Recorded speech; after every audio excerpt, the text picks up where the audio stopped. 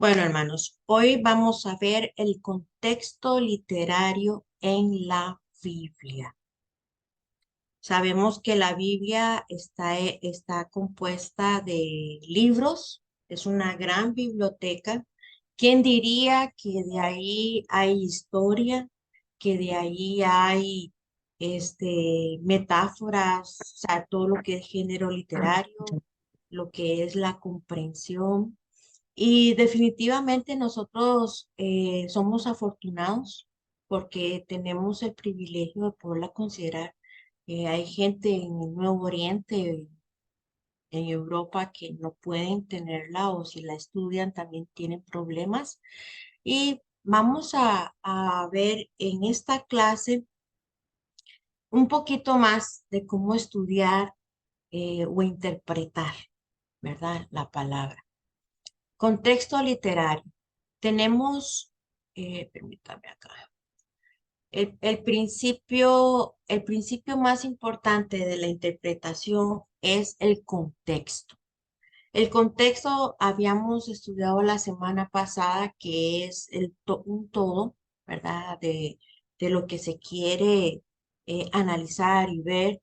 Y esto va a determinar un significado, lo que usted quiere o lo que Dios quiere, más bien dicho, que nosotros conozcamos.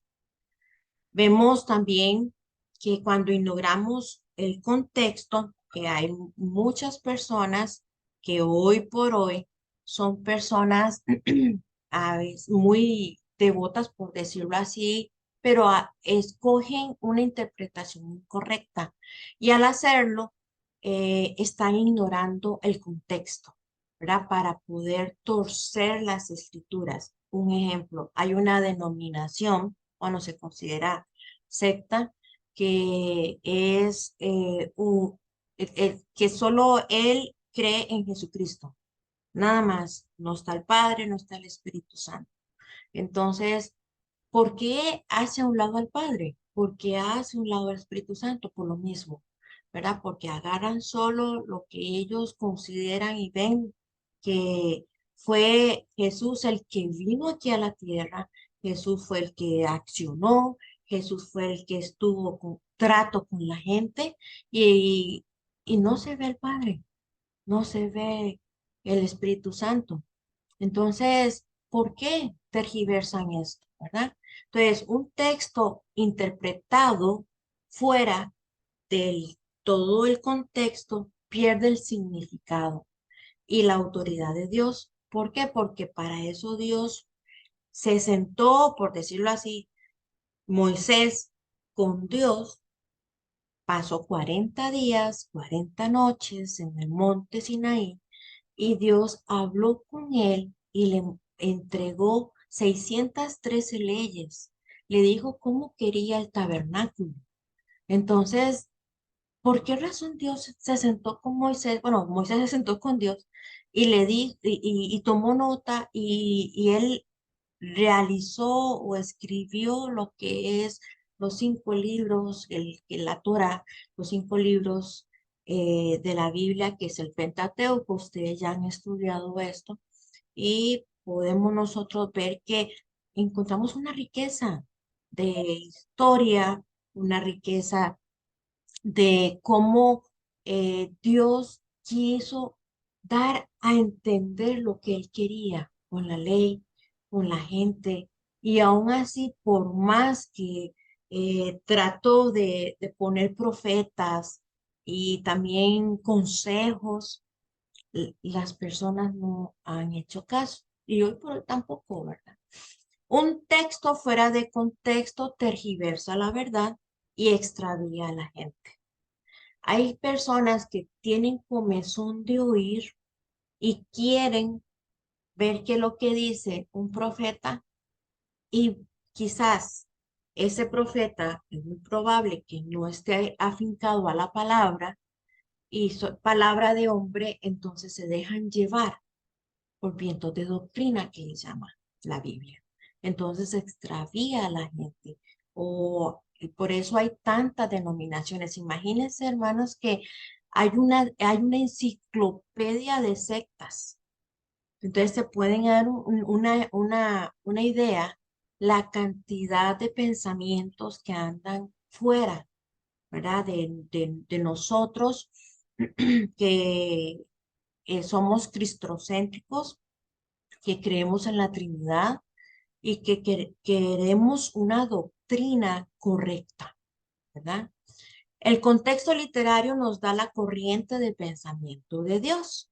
Dios quiere transmitirnos lo que nosotros tenemos que pensar, ver esos pensamientos, cómo hacer clic o hacer ese conecte con los pensamientos de Dios.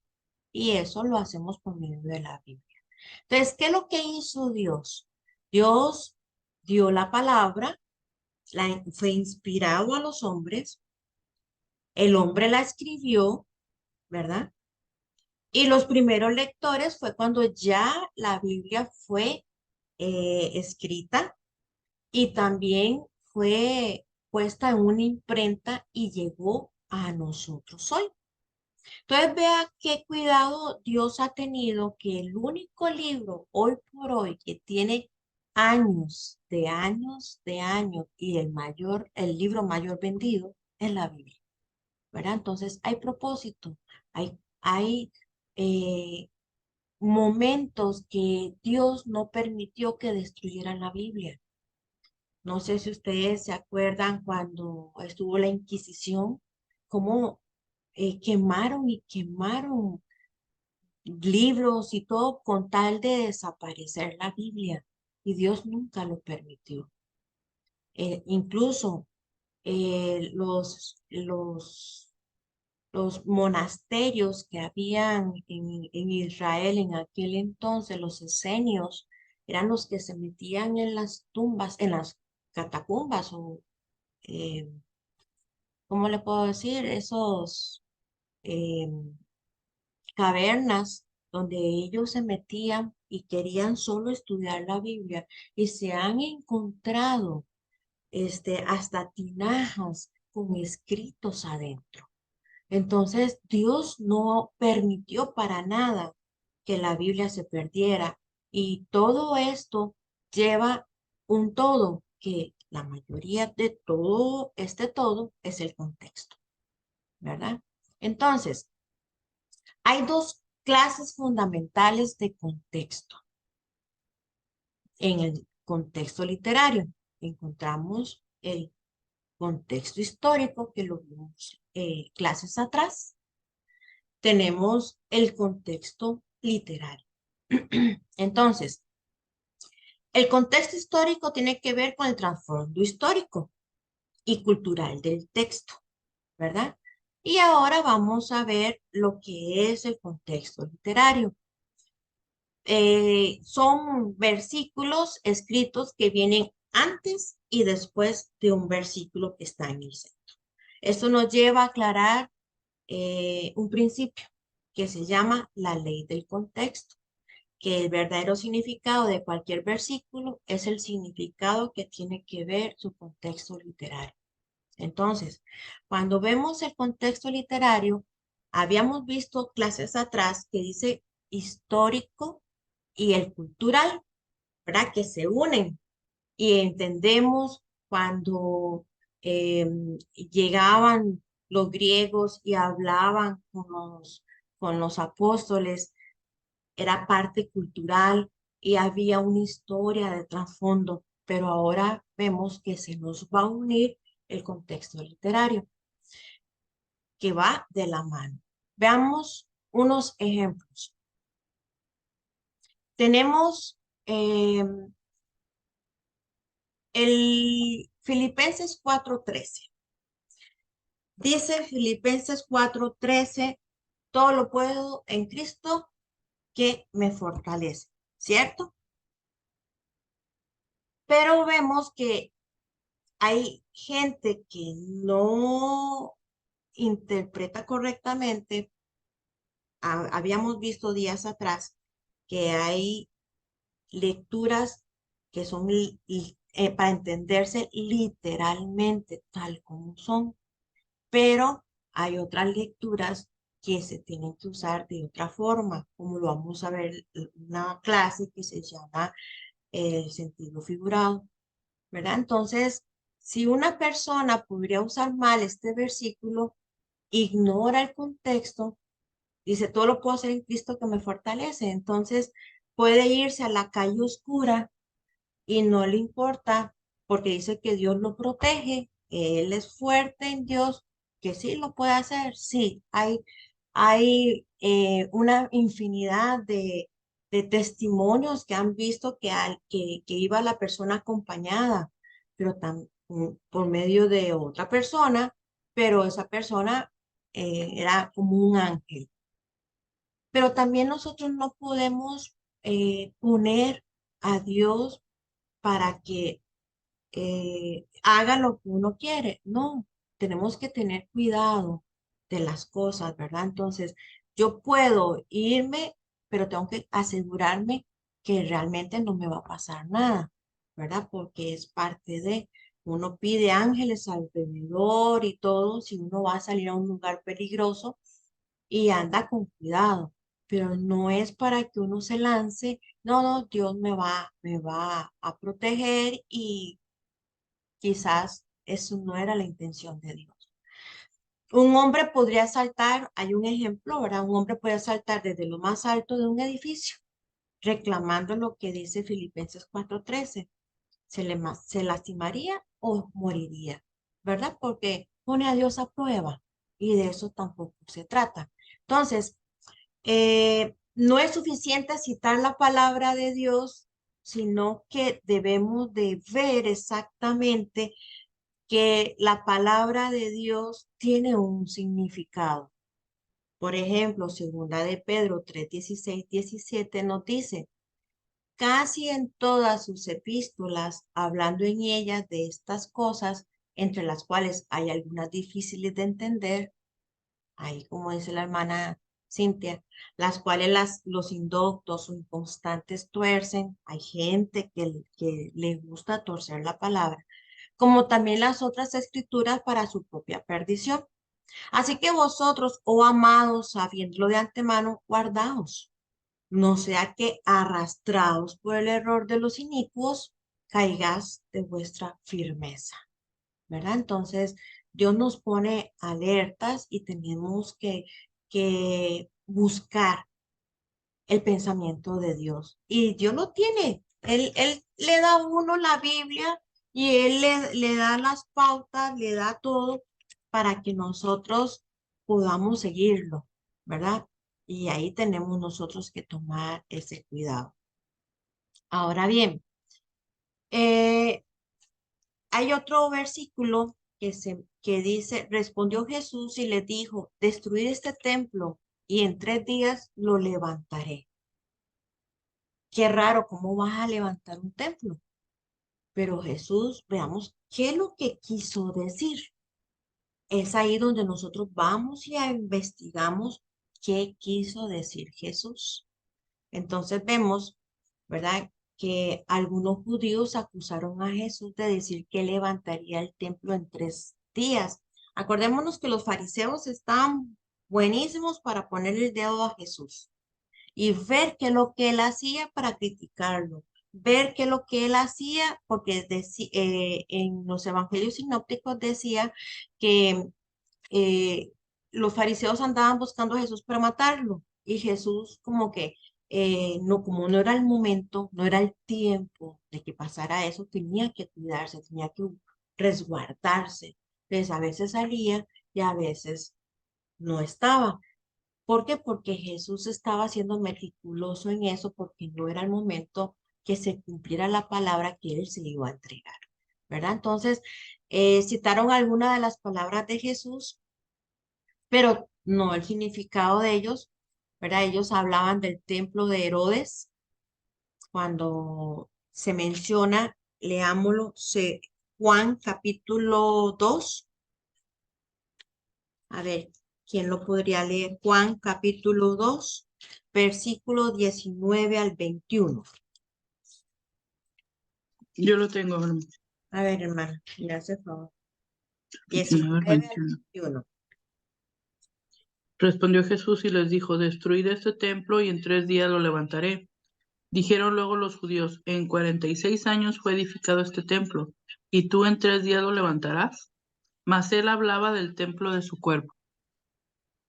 Entonces, ¿ve cómo se interpreta? Si uno no estudia el contexto, se estaba interpretando de que él hablaba de una construcción normal de un edificio, pero Jesús ahí no estaba hablando de eso. Y aquí vemos esta parte, el contexto, permítanme acá, el contexto son los versículos antes y los versículos después del texto en mención, que en este caso es el versículo 19 que dice que Jesús les dijo, destruir este templo y en 3 días lo levantaré. Claro, ellos lo interpretaron de otra forma, ¿verdad? Entonces, eh, así como hicieron o trabajaron los fariseos en aquel entonces, hay personas hoy por hoy que lo interpretan de esa forma, literal, pero no es así. Entonces tenemos que tomar en cuenta que los géneros literarios de la Biblia. Tenemos que hay géneros históricos, géneros literarios, géneros poéticos, géneros proféticos y los sapiensales o los de sabiduría.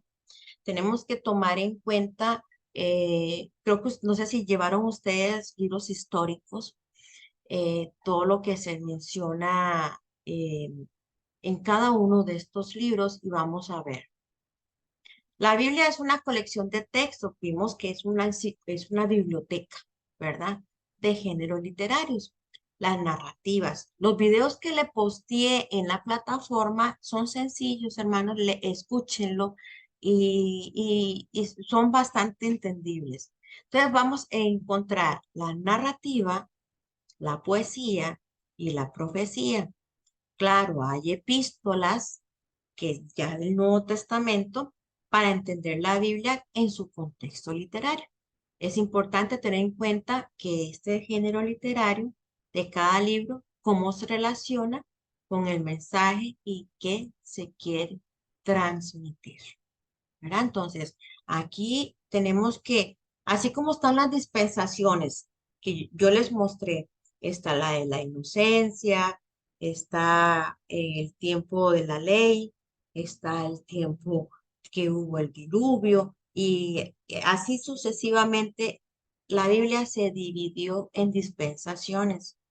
También la Biblia se divide en géneros literarios, en historia, en poesía, en profecía y los libros de sabiduría. ¿Qué son ellos? Muy bien. Los libros históricos, los que estábamos viendo, encontramos Génesis, Éxodo, Josué, Jueces, Ruth, Primero de Samuel, son libros, por eso se dice primero, Primero y Segundo de Reyes, Primero y Segundo de Crónicas, son libros. Esdras y Nehemías. Todos ellos que acabamos de mencionar relatan la historia del pueblo de Israel y son libros que contienen son narrados, le llaman la narrativa, que describen los eventos históricos, personajes importantes y tiene su contexto histórico para poder comprender lo que nos quiere decir. Entonces vemos que tanto lo que se dio con, digamos, Moisés, la vida de Moisés, cómo Dios lo lleva y llega a ser el libertador del pueblo de Israel. Y así sucesivamente usted va a aprender increíblemente por medio de la narrativa, ¿verdad? Encontramos los libros poéticos, que son Salmos, Proverbios, Eclesiastés y Cantar de los Cantares. Esos traen poesía. No es la poesía nuestra que entre oración y otra oración va a encontrar rima o es una poesía bien diferente, ¿verdad? Entonces, lo que Dios nos quiere decir a través de los proverbios son consejos. Lo que nos quería decir a través de cantares también es cómo se tiene una relación con su esposa, con su esposo.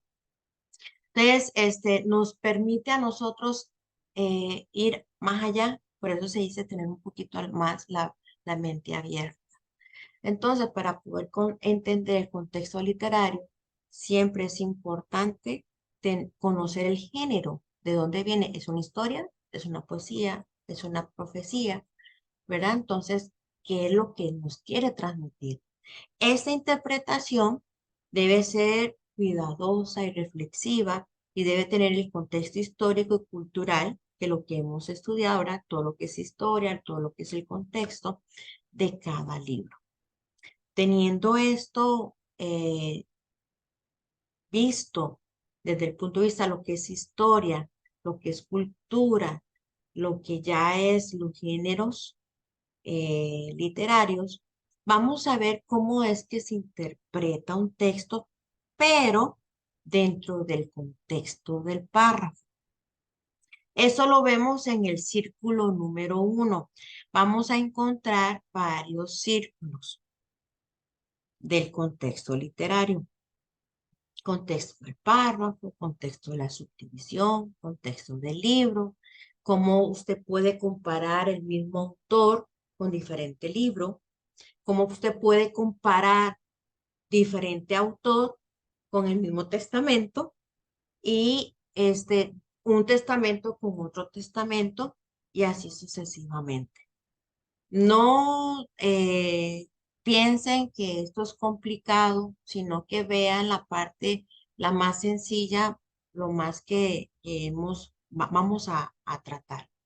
Entonces, para interpretar correctamente un texto bíblico, nunca trate de interpretar un versículo aislado. Siempre usted tiene que interpretar los versículos antes y los versículos después, ¿verdad? Entonces, también tiene que interpretar el versículo dentro de un párrafo, que es varias oraciones. ¿Qué nos quiso decir? ¿Verdad? Entonces, veamos lo que nos quiere decir eh, los siguientes versículos. Esto es una historia también. Suena un poco ridículo, pero es probable que pueda pasar en ciertas personas. Dice, muchos creyentes se juntaron para una reunión anual. Algunos viajaron grandes distancias. Un creyente llamado Ricardo estaba preocupado. Oyó decir que alguien había matado un buey para que los cristianos comieran en la reunión. Y dice que Ricardo fue uno de los líderes, a uno de los líderes, y le citó el versículo, el que sacrifica buey es como si matase a un hombre. Entonces él dijo, no puedes matar un buey. Pero ¿qué es lo que quería decir Ricardo? Porque él creía que la Biblia estaba enseñando que si mataba al buey, mataba a un hombre.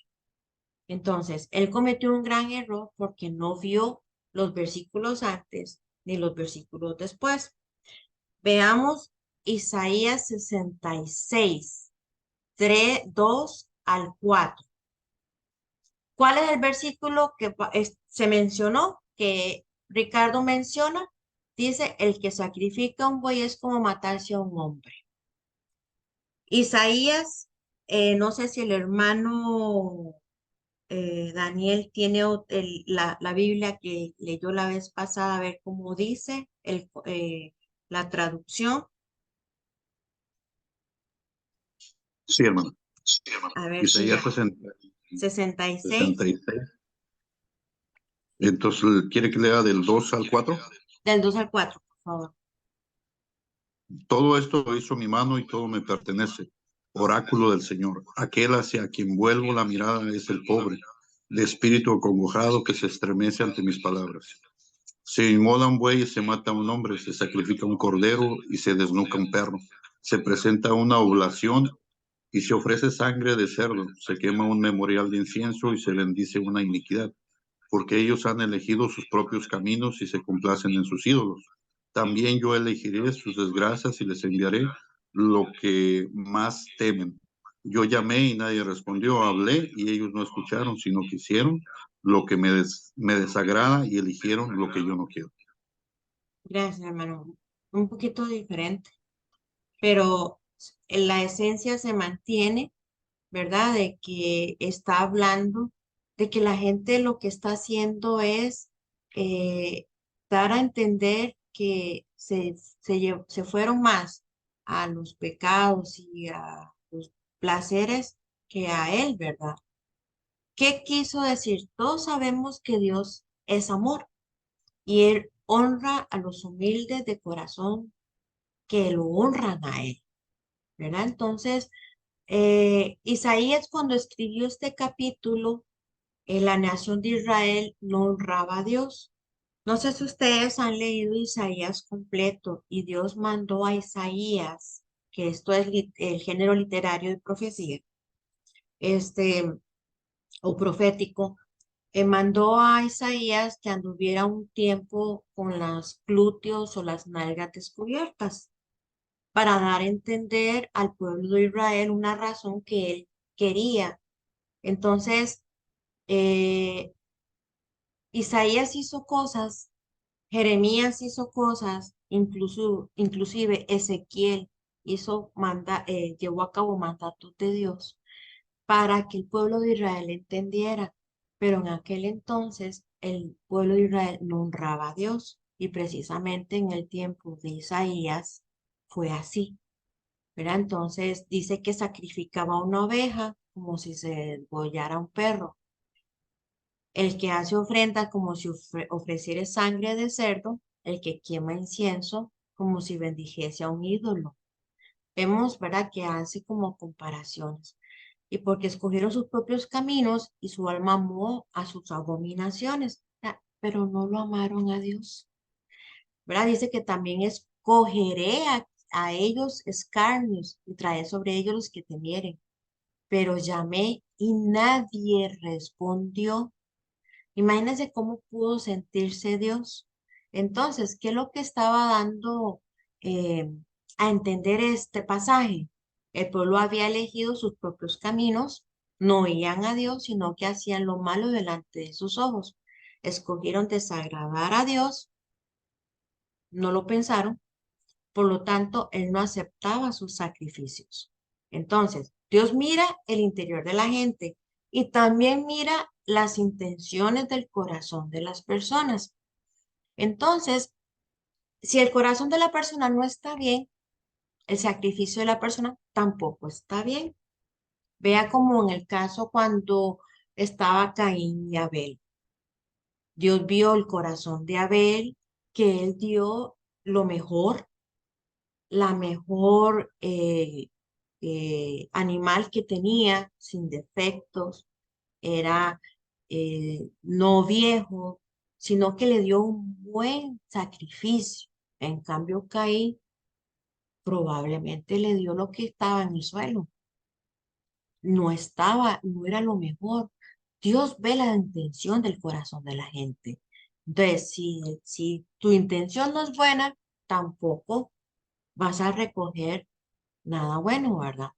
Entonces, de modo que el problema que había en Isaías 66 no era matar un buey, ni una oveja o traer ofrenda de grano. El problema era la maldad del corazón de la gente que ofrecía el sacrificio. Ricardo entendió mejor el versículo después de estudiar el párrafo en el que estaba. Entonces, yo quiero que ustedes vayan tejiendo y entendiendo que es importante, hermanos, que usted pueda leer los versículos antes y los versículos después del versículo en mención. ¿Sí vamos? ¿Me siguen? ¿Sí? Sí. Ok. Entonces, vamos a practicar. Leamos Hebreos 11:32 al 38. Hebreos 11:32 al 38. Vamos, voy a dejar de compartir y quiero mostrarles. ¿Se acuerdan de la Biblia vida plena que les compartí. En la Biblia plena vamos a ver esos versículos. Vamos a ver Hebreos y lo que dice prácticamente el comentario de la Biblia de estudio. ¿De quién estamos hablando? De Hebreos. ¿Dónde está el versículo? Acá.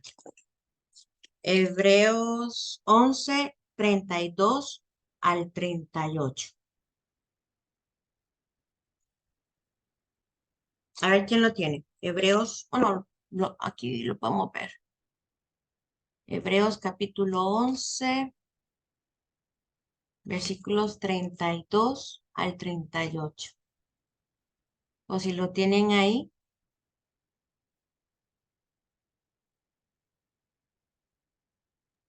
Aquí, Yo lo tengo, pero con otra traducción. ok, leámoslo, hermano. No es con la vida plena, ¿verdad? No importa. Ok. 32, 38. 32 al 38. Ok. ¿Y qué más digo?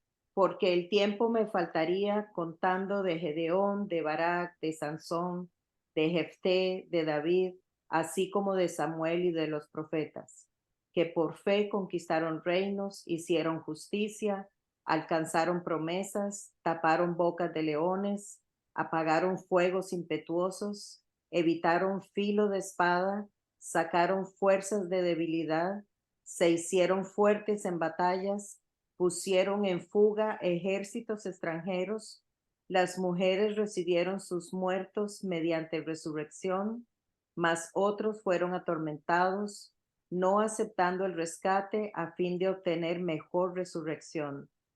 Otros experimentaron vituperios y azotes, y a más de esto prisiones y cárceles. Fueron apedreados, aserrados, puestos a prueba, muertos a filo de espada, anduvieron de acá para allá, cubiertos de pieles de ovejas y de cabras, pobres, angustiados, maltratados, de los cuales el mundo no era digno, errando por los desiertos, por los montes, por las cuevas y por las cavernas de la tierra. Muy bien, muchas gracias. Una persona puede entender, si lo lee, nada más por decirlo así, el 36 al 38, que dice que hubo vituperios, azotes, prisiones, cárceles. Entonces, yo antes era testigo de Jehová y una vez predicando me dijo una persona, yo la Biblia no la estudio porque si la estudio vienen los problemas. Tengo problemas en la casa, tengo problemas con los vecinos y tengo problemas con todo el mundo.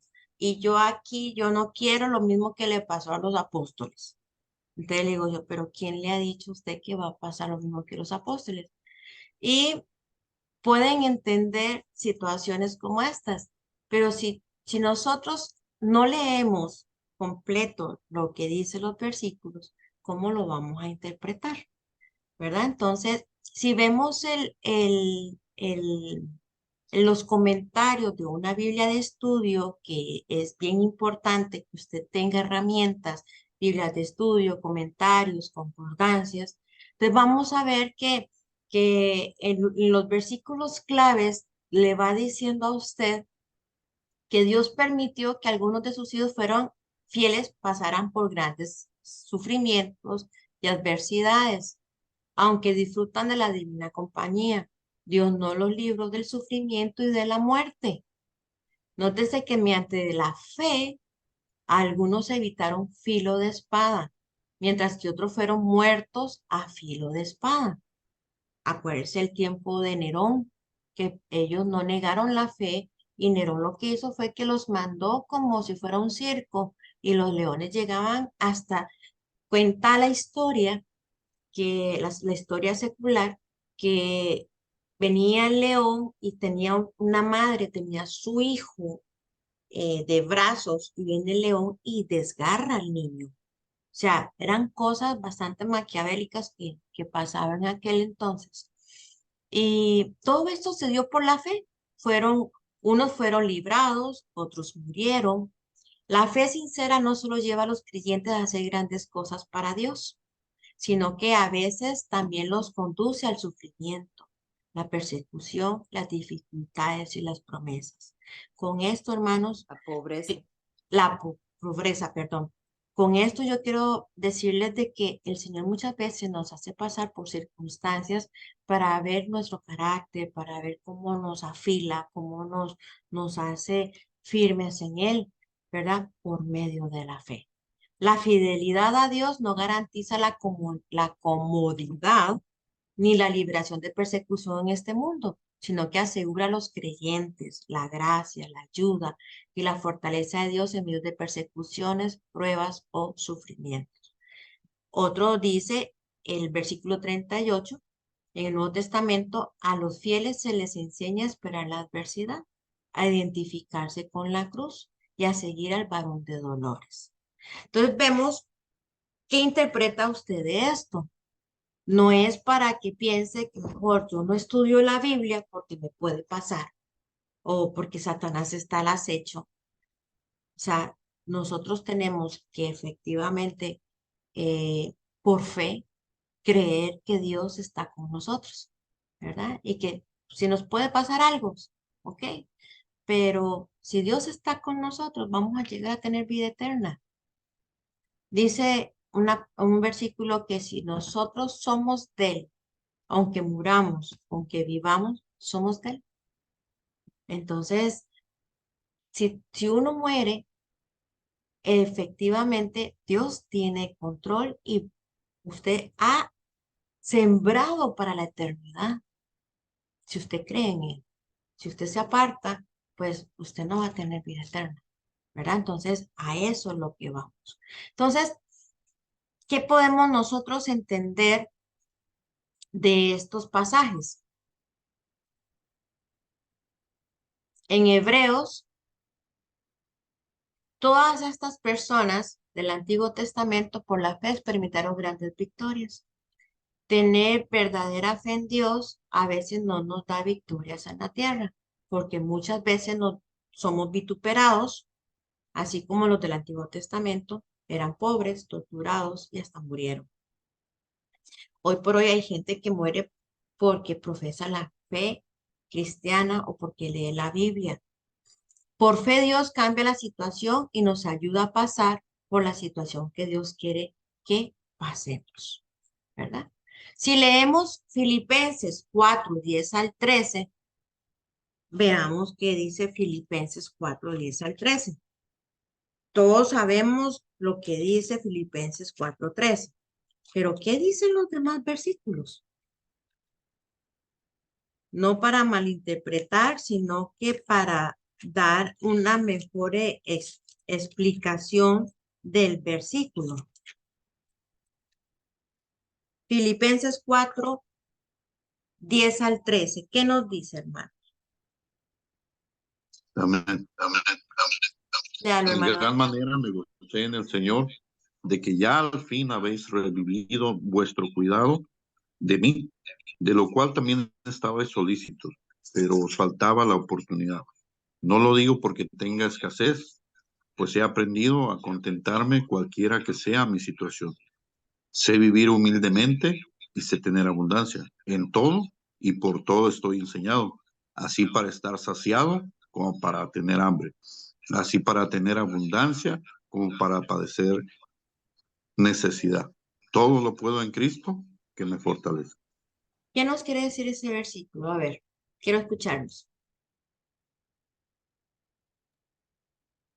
Que en cualquiera que sea su situación, sea buena o sea mala, estando con Cristo lo logramos pasar las cosas. Sí. ¿Alguien más?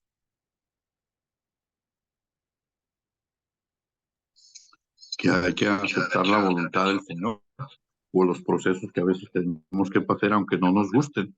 ¿Verdad? A veces son cosas muy buenas que estamos contentísimos con el Señor, pero hay veces creo que si nos quedamos, pero ¿por qué tuve que atravesar esto? ¿O por qué estoy pasando este proceso si no hice nada malo? ¿Verdad? Estoy tratando de servir al Señor.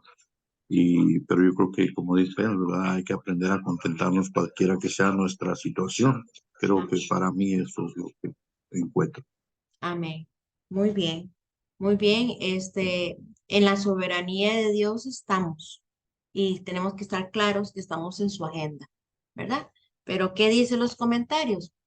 Pablo aprendió a contentarse en todo, hasta en la cárcel, vivir en unión con Cristo. Pablo podía hacer todo lo que Dios le pidiera y podía estar contento sin importar las circunstancias. ¿Se acuerda cuando estaban en la cárcel? Hasta cantaban. Predicaba Pablo. Entonces dice que hasta podía dormir. ¿Quién puede dormir en una cárcel? Entonces, Pablo dice que podía contentarse en las buenas y en las malas, ¿verdad? O no tan buenas. La clave del contentamiento es comprender que Dios le ha dado al creyente las circunstancias en que se encuentre, todo lo que necesita para permanecer victorioso en Cristo. Entonces vemos que estos ejemplos nos ayudan a entender la interpretación de algo que hay que leer el contexto, lo que está antes y lo que está después de un texto en mención. Si estamos, no está difícil, está bueno. ¿O cómo lo ven? Vamos bien. Ese sí estuvo fácil. Vamos a ver. Hermano, Sí, hermano. entonces quiere decir que si leemos unos versículos después, se podría analizar más todavía, ¿no? O estar más concreto en lo que queremos decir.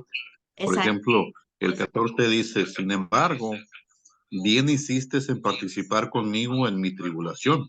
Y sabéis también vosotros, oh filipenses, que al principio de la predicación del Evangelio, cuando partí de Macedonia, ninguna iglesia participó conmigo en razón de dar y recibir, sino vosotros solos. Pues a una Tesalónica me enviasteis una y otra vez para mis necesidades. Ahí está leyendo casi el capítulo completo. Entonces ahí podemos sacar, de un solo capítulo, podemos sacar otras interpretaciones. ¿A quién les hablaba? Lo que estudiamos la vez pasada. ¿A quién les hablaba? ¿Cuál era el propósito del por qué Pablo lo escribió? Entonces, ¿por qué? Porque es probable de que a él lo criticaban, porque le daban ofrenda. ¿Y por qué Pablo se fue a Listra y lo apedrean? Casi lo dejan muerto. El hombre se levantó y después volvió otra vez a Listra. Entonces, ¿pero por qué lo hace? O sea, ¿por qué? Porque le era impuesta esa necesidad. Entonces, sí, hermano Daniel, nosotros podemos ir entendiendo un poquito más si leemos el contexto. Y podemos sacar varios conceptos de acuerdo a preguntas que le podemos hacer al capítulo o al libro, ¿verdad? Ok, ahora vamos a interpretar un versículo dentro del contexto de la subdivisión. Este círculo número 2, no lo vean difícil porque vean, les voy a mostrar la siguiente ilustración. Veamos Primera de Corintios, que es una carta. Ustedes que tienen Biblia en mano, Primera de Corintios, capítulo 10, versículo 14. Vemos que el 10:14 está bajo el título Amonestaciones contra la idolatría, ¿cierto?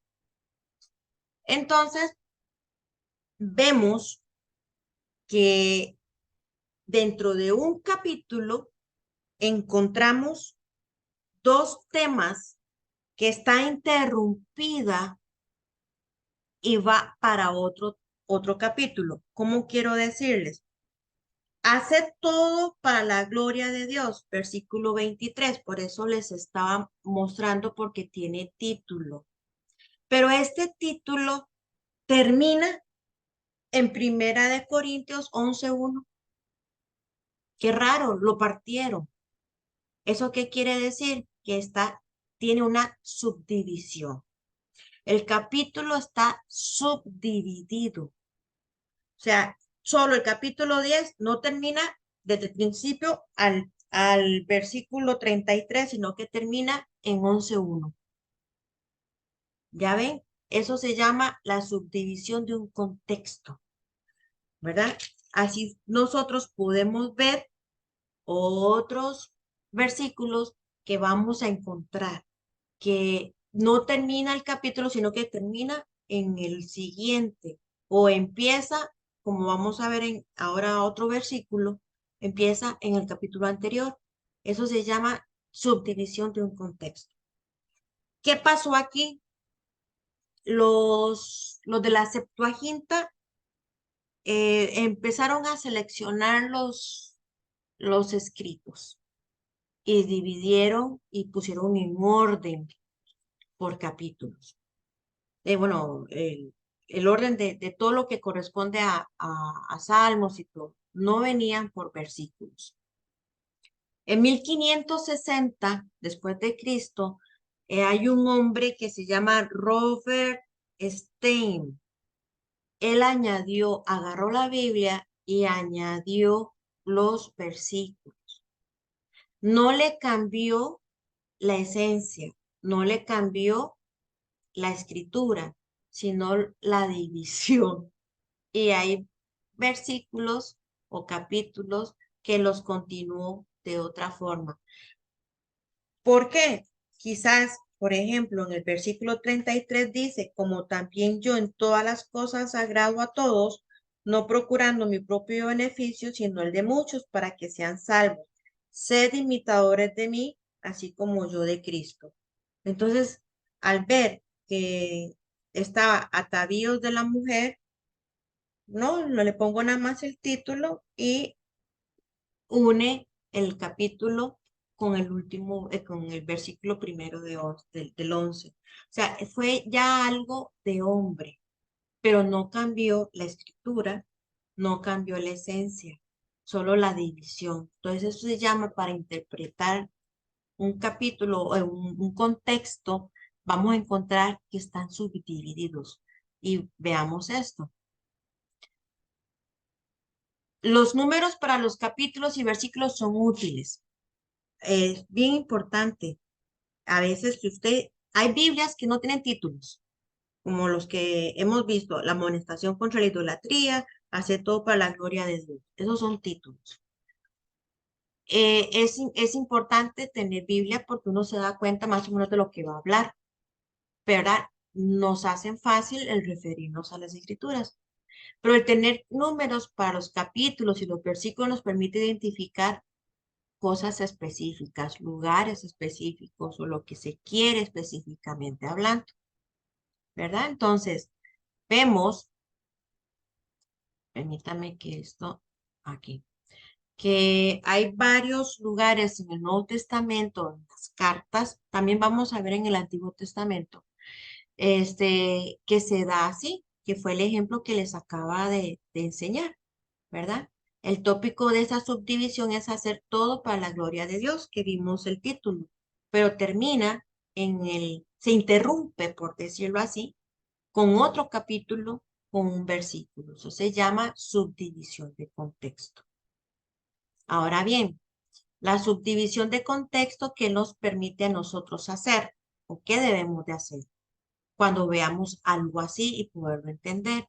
Primero vamos a encontrar cuáles son si se encuentra ese versículo dividido, usted tiene que identificar el tema, si no tiene título, ¿verdad? ¿Cuál es la subdivisión? ¿Dónde se está interrumpiendo con los capítulos? Entonces, lo que más se sugiere es tener una Biblia con títulos, ¿verdad? Como lo que nosotros tenemos al principio, ¿verdad? Entonces, comenzamos con el título de la subdivisión, aprendemos a escribir el tópico o el tema, como es el caso acá. Veamos Isaías 53:6. Este es un ejemplo de Jesús. ¿Cómo era Jesús? ¿Cuáles fueron los vituperios o qué fue lo que pasó a él? Isaías 53:6 dice, todos nosotros nos descarriamos como ovejas, cada cual se apartó por su camino, mas Jehová cargó en él el pecado de todos nosotros. ¿De quién habla ahí? De Cristo. Pero si nosotros vemos desde el capítulo 52, desde el 11, ya empieza a hablar de Cristo. Ahí está interrumpido por decirlo así, los capítulos. Ahí estamos hablando de una subdivisión. Entonces, ¿qué es lo que tenemos que hacer? En el tema, poner el tema de la subdivisión que viene hablando el sufrimiento y la gloria del siervo, ¿verdad? Que es Cristo.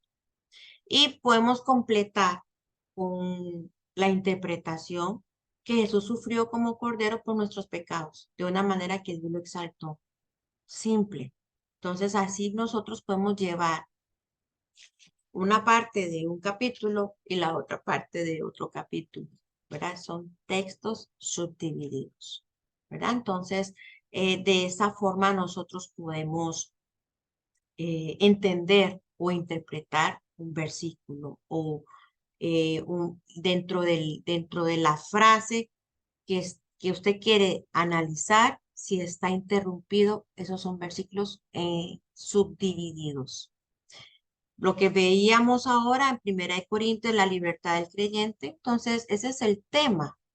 Y después viene la oración completa de la subdivisión, que los creyentes deberían usar su libertad de cómo que que no nos causen el tropiezo a otros, ¿verdad? Entonces usted ahí va aprendiendo a interpretar de esa manera.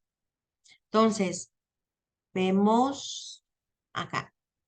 Interpretar un versículo en su contexto del libro. Ese es el círculo número 3. Hay 6, como los que los mencionaba, pero por eso les decía, no se hagan la idea de que esto está difícil, son muchos círculos, no, nada más usted vea cómo son las interpretaciones, de qué forma se está dando. Está el contexto literario, vemos primero el contexto del párrafo, la subdivisión que la acabamos de ver y el contexto del libro que vimos la semana pasada, cómo entender el contexto de un libro, ¿se acuerdan? Lo vimos con una carta. Entonces, interpretamos el texto en armonía con el texto o el propósito del libro. Y ahí hicimos la conexión de lo que decía la Biblia Vida Plena, los comentarios que aparecen al principio de cada carta o de cada libro. Entonces vamos entrelazando lo sucedido en los Corintios y qué es lo que quiso el propósito de Pablo. Y ahí vamos interpretando, ¿verdad?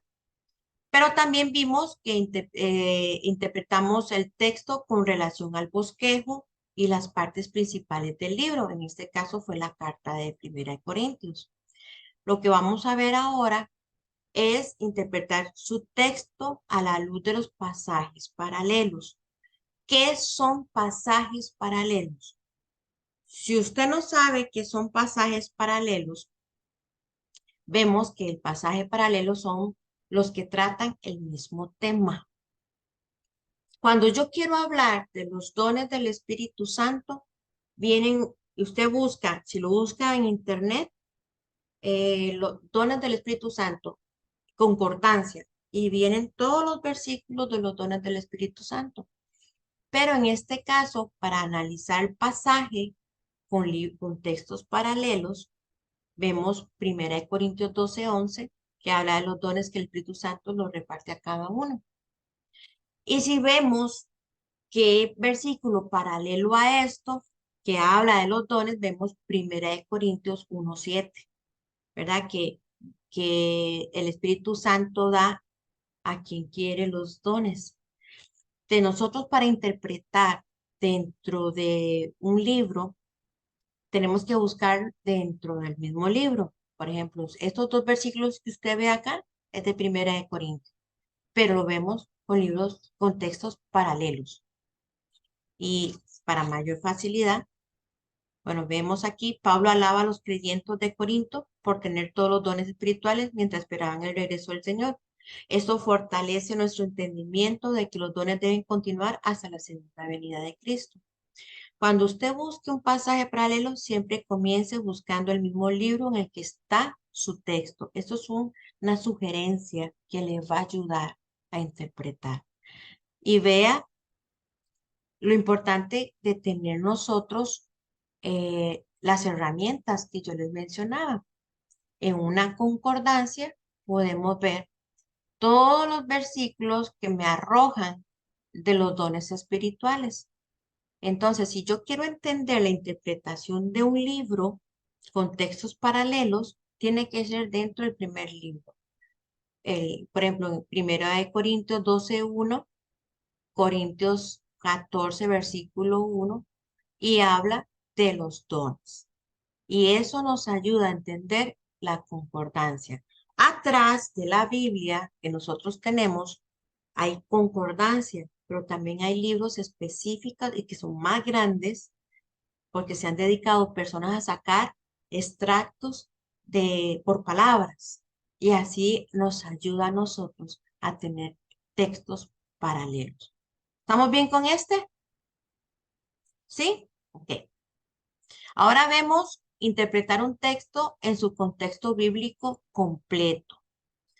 Estos no se preocupen, también no es difícil y sobre este ustedes van a hacer el primer ensayo.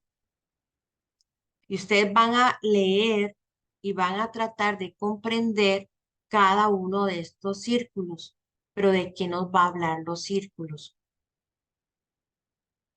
El círculo 4 nos habla que es comparar el mismo autor en un libro diferente. Aquí tenemos el ejemplo de Lucas, que escribió el Evangelio de Lucas. Pero también el libro de los Hechos lo escribió Lucas. Entonces, aquí vemos que un mismo autor podemos nosotros comparar, interpretar que un autor está escribiendo dos libros y qué es lo que quiso hablar ahí. Con textos paralelos, usted lo puede analizar, el propósito del libro, o en este caso serían los evangelios y el libro de Hechos. Entonces, si hablamos del Espíritu Santo, vemos que Lucas habló también del Espíritu Santo cuando se manifestó en el tiempo de los apóstoles. Y en el libro de Hechos vemos que también encontramos que el Espíritu Santo se manifestó y fue un mismo autor, pero con diferente libro. Ahí podemos encontrar versículos paralelos. Ese es uno de los círculos. El círculo 5 habla de comparar un autor con diferente en el mismo testamento. Aquí podemos encontrar que podemos comparar a Pablo con Lucas sobre el mismo tópico. ¿Qué es lo que pasó con Lucas y qué pasó con Pablo? ¿Hablaron igual o no hablaron igual? O sea, usted ahí puede sacar una riqueza a la hora de que usted quiere interpretar un libro, perdón, dos autores bajo un mismo libro. Entonces, hay diferentes maneras de interpretar, como en el círculo 4, que podemos comparar un testamento con otro, ¿verdad? Ejemplo, vamos a estudiar Hebreos. No sé si ustedes estudiaron Hebreos, creo que sí, ¿verdad? Con el hermano Amaya. Sí. Vemos que el libro de Hebreos habla mucho de lo que hay en Levíticos y en el Antiguo Testamento, cómo hay similitudes, hay muchas comparaciones, solo uno del Antiguo Testamento, otro del Nuevo Testamento, entonces vemos que tienen una veracidad. De esa forma nosotros podemos constatar y comprobar casi lo mismo, que la Biblia es veraz. ¿Cómo es tan lindo Dios que la Biblia la ha dejado para que nosotros podamos ver que efectivamente fue inspirada por Dios?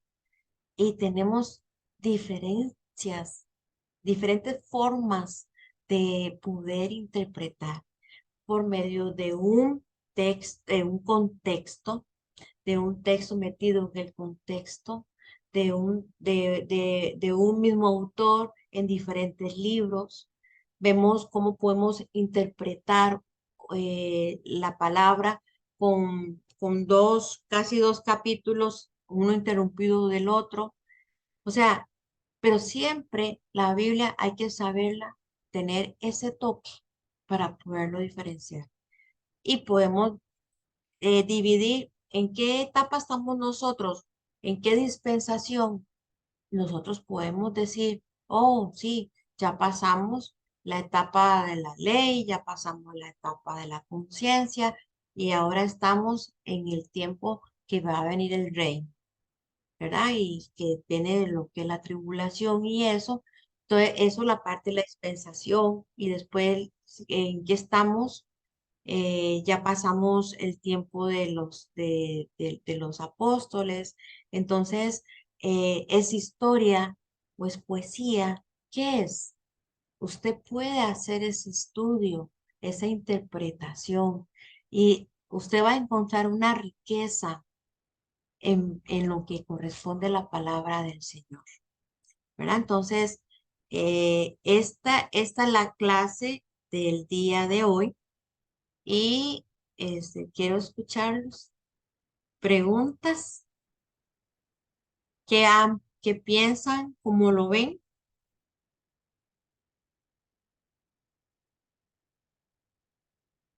algo que quieran comentar, agregar.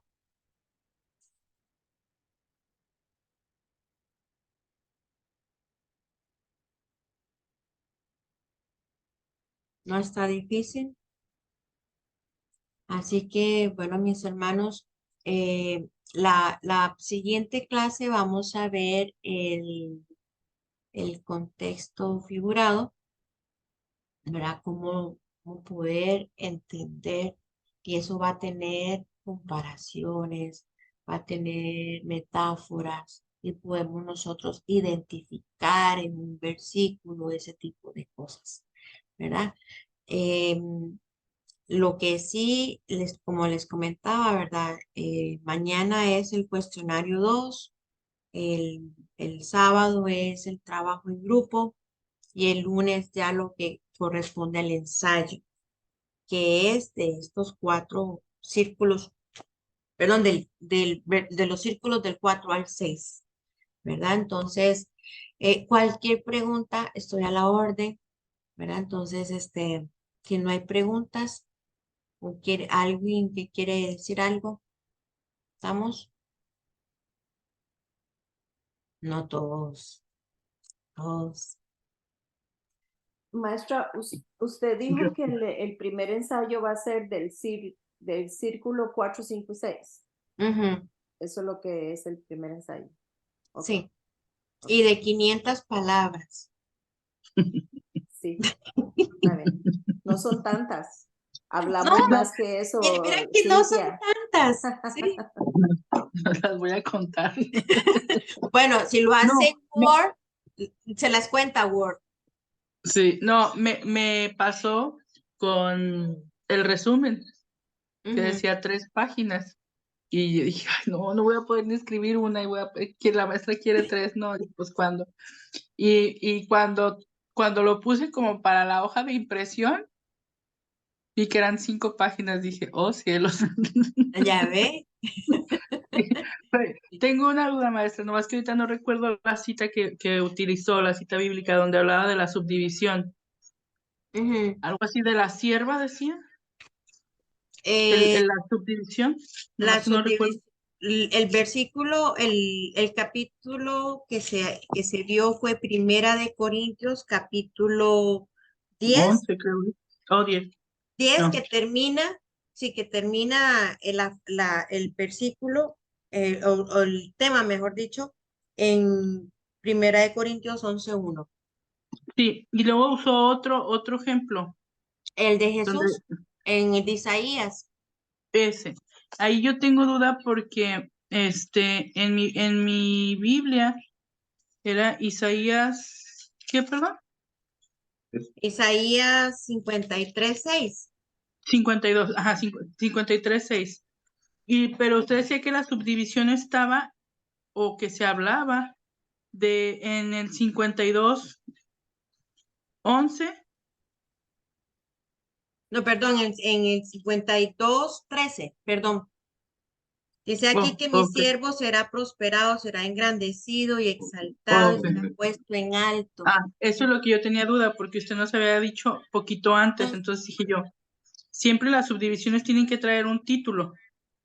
Eh, no, no casi siempre, pero sí tenemos que ver el título porque en el título, las que traen título, ¿verdad? Ok. Porque en el título nos dice que es otro tema, pero Mm, casi siempre, si usted se fija, hermana, está partido el capítulo 52. ujú, Está partido, sí, Dios librará del cautiverio a Sión y después hasta el 11.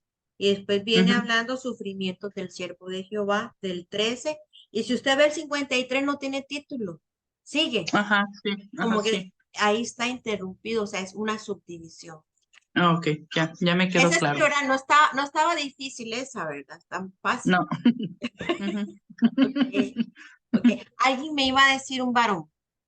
Algo me iba a decir algo. No, o fue idea mía. Bueno, alguien más, ya no más. Así que, si ustedes ven, todo esto casi la mayoría es teoría, ¿verdad? Las prácticas han sido más sencillas, viendo versículos, comparando, y más que todo lo que vemos es el uso de las herramientas como Biblia de estudio, concordancias y así, ¿verdad? Entonces, es teoría y el examen es teoría. Le prometo que no los voy a hacer difícil y no va a ser largo, Y porque ahora tienen menos. Ah, sí podemos ver los apuntes esta vez. Porfa. es que un examen no se ve apuntes, pero el tiempo está medido. Si usted ve apuntes, usted tiene que saber dónde están. Sí, sí. Pero, hermano Daniel, no se vale hacer, eh, ¿cómo es que dicen? Bueno, trampa en este caso, ¿verdad? Ajá, sí, trampa. ¿Cómo? No le escuché. Es que está con el micrófono cerrado, hermana. Así Perdón, perdón. Hermana Alicia, pero nos conviene que nos haga el examen un sábado, porque les da más tiempo a los que lo hacen el sábado, déjeme decirle. No, pero el examen es 1 hora y media y te saca, pero no No, nos ve digo, copiando, no nos ve copiando. Mire, yo los veo, y yo con la vista, yo sé que están copiando, así que aunque no compartan pantalla, yo sé que están copiando.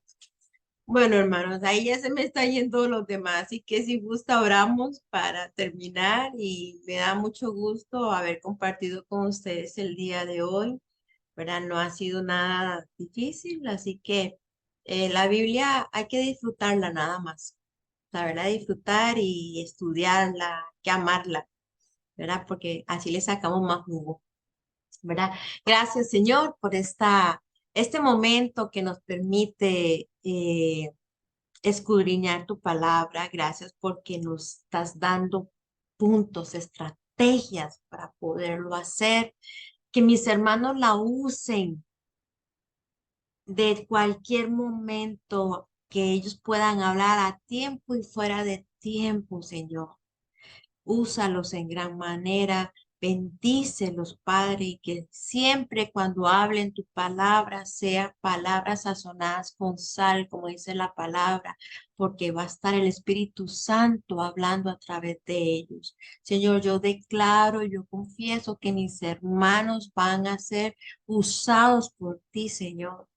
Ese es el mayor deseo tuyo, Padre, que tu evangelio corra, la palabra siga para que pueda conquistar los corazones de aquellas personas que van a perdición. Señor, que esta noche sea de bendición para mis hermanos, que puedas bendecir sus sueños, que puedan hacer ellos el sueño disfrutarlo, Padre, y que puedan venir el día de mañana con fuerza, con gusto en sus trabajos, en sus casas, en su familia, Señor, que puedan compartir y que siempre seas tú el que se glorifique, Padre. En el nombre de Jesús, amén y amén. Bueno, mis hermanos, muchísimas gracias. Que pasen muy buenas noches. Dios me los bendiga. Buenas Se noches. cuidan. Hasta Buenas luego. noches. Buenas noches a todos. Buenas noches. Cualquier pregunta, estoy a la Buenas orden. noches. Buenas noches. Bendiciones. Bendiciones.